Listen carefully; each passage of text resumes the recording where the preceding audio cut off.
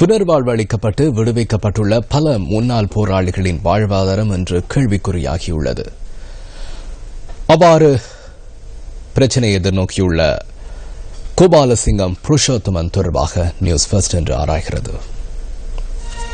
2010 ஆண்டு டிசேபிள்ட் என்ற பட்டியலுக்குள்ள டாக்டர் வந்து பரிசோதிச்சு என்ன பிரச்சனை செய்தது. இப்போ டாக்டர்கிட்ட ரிப்போர்ட்டின்படி இந்த 2 கையும் மேலாது, தலையில பீஸ் இருக்கு, என்னுடைய ஒரு கண் பார்வை குறைபாடு, மற்றது என்னுடைய வயதுக்கு பகுதியில் ஒரு காயம், காலில் ஒரு காயம், இதெல்லாம் கருத்து கொண்டு தான் விட்டது. எங்களுக்கு புனர்வாழ்வு இந்த பயிற்சியும் படங்கள்ல டிசேபிள் என்றபடியால் நான் விடைக்குள்ள எங்களுக்கு சொன்னது உங்களோட வாழ்வாதாரங்கள் எல்லாத்தையும் நாங்கள் சரியான முறையில் உயர்த்தி வைப்போம் அப்படின்னு சொன்னது. சாகி வந்து இப்ப கிட்டத்தட்ட 5 வருஷம் ஆயிட்டு. ஆனால் எங்களுக்கு இந்த உதவி திட்டங்களும் கிடைக்கல. 2009 ஆண்டில் சரணடைந்து புனர்வாழ்வு பெற்று விடுதலை செய்யப்பட்ட புருஷோத்தமன் தற்போது கூலி தொழிலாளி. ஒரு பிள்ளையின் தந்தையான இவர் வவுனியா விளக்கு வைத்த குளம் பகுதியில் தனது குடும்பத்துடன் வசித்து வருகிறார். குடும்ப வாழ்வில் இன்புற்றிருக்க எத்தனிக்கும் புருஷோத்தமனின் வாழ்வில் பொருளாதாரம் நெருக்கடியை ஏற்படுத்துகின்றது.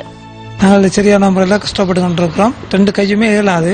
அப்படி இருந்து நாங்கள் மாசத்துல 5-6 நாளைக்கு கூலி வேலைக்கு போறோம். நான் ஒரு நாளைக்கு கூலி வேலை செஞ்சதுனால் தொடர்ச்சியா இந்த இடது கை 4-5 நாளைக்கு எல்லாம் முடிஞ்சு அந்த பொருந்தாம இருக்கிறதால சரியான வேதனையா இருக்கும். அந்த வேதனை முடித்தான் பிறகு நான் திரும்ப வேலைக்கு போறது. உதவி திட்டம் மட்டும் செய்யல, நாங்கள் எல்லார்ட்டையும் உதவி கேட்டுக் கொண்டிருக்கிறோம். எங்க எம்பிமார்ட்ட கேட்கிறோம், மாகாண உறுப்பினர்கிட்ட கேட்கிறோம். யாரும் உதவி செய்யற மாதிரியும் இல்ல, எங்களை கவனிக்கிற மாதிரியும் இல்ல. பணமா தர தேவையில்லை. எங்களுக்கு ஒரு தோட்டம் செய்யணும் சொன்னால் அதுக்கு வாட்டர் பம்ப், பைப், தூவல் நீர்ப்பாசனம் போடுற செட், அப்படி ஏதாவது சின்ன உதவி செய்தாலே நாங்கள் அதுல இருந்து முன்னேறிடுவோம். எங்களால் முன்னேறமெண்ட் அந்த நம்பிக்கை எங்கள்கிட்ட இருக்கு. எங்கள் தொடர்பாக சொல்ற கருத்துக்கள்ல வந்து 60% கருத்து பொய்யான கருத்து. எங்களுக்கு எல்லா உதவிகளும் செய்யப்பட்டிருக்கு, சமூகத்தில் நல்லா வாழ்றோம்ன்ற கருத்து வந்து பொய்யான கருத்து. உதவிகள் செய்யப்படல. அதே மாதிரி சமூகத்துல நாங்க மிகப்பெரிய பிரச்சனை எதிர்நோக்கிறோம். சமூக பிரச்சனை. சமூகத்துல திட்டமிட்டு எங்களை ஓரம் கட்டி கொண்டு வைக்கணும்.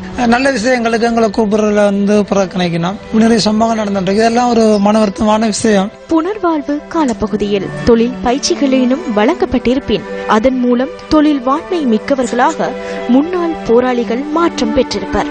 எனினும் சரணடைந்து புனர்வாழ்வளிக்கப்பட்ட பலர் குடும்ப தலைவர்கள் என்பது இங்கு மறக்கப்பட்டுள்ளது. வாழ்வாதாரத்தை மேம்படுத்தி இதுபோன்ற குடும்பங்களின் பொருளாதாரத்தை விருத்தி செய்ய வேண்டியதும் அரசாங்கத்தின் தலையாய கடமை அல்லவா?